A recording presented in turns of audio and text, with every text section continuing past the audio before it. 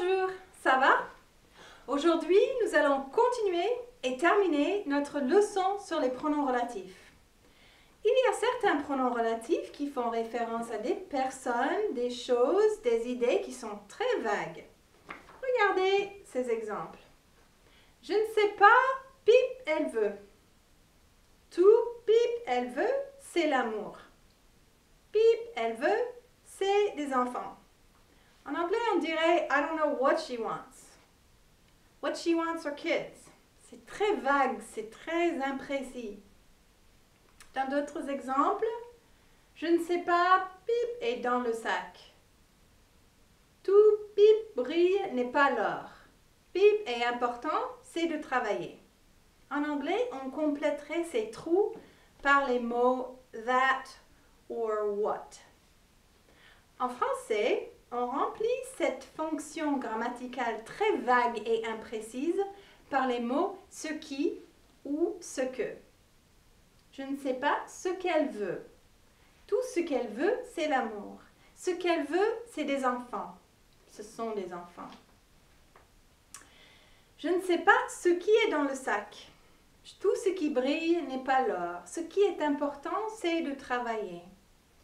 Comme on l'a vu dans notre leçon sur les pronoms relatifs, le choix du pronom relatif, ce qui ou ce que, dépend de la fonction grammaticale.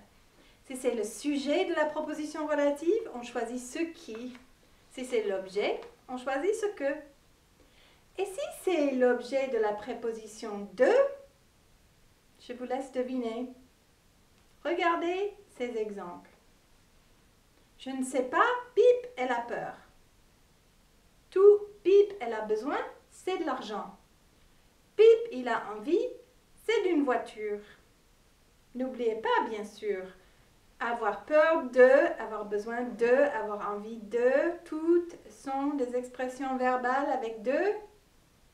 Eh oui, vous l'avez deviné. On dit je ne sais pas ce dont elle a peur, tout ce dont elle a besoin, c'est de l'argent, ce dont il a envie, c'est d'une voiture.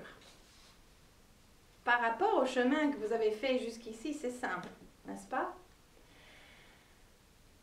Je vous laisse compléter le tableau. Alors, dernier volet de cette leçon. Ouf, on dit UVA, c'est l'université où je fais mes études. New York, c'est la ville où j'habite. On utilise où pour parler d'un lieu. It means where. C'est facile, n'est-ce pas? Mais on dit aussi, lundi, c'est le jour où j'ai ma leçon de chant. 1989, c'est l'année où la France a fêté le bicentenaire de la Révolution. On utilise où aussi pour parler d'un moment dans le temps. On dit the place where, but also the time where, the day where, the year where en français. Et ça, c'est parfois facile à oublier pour les anglophones.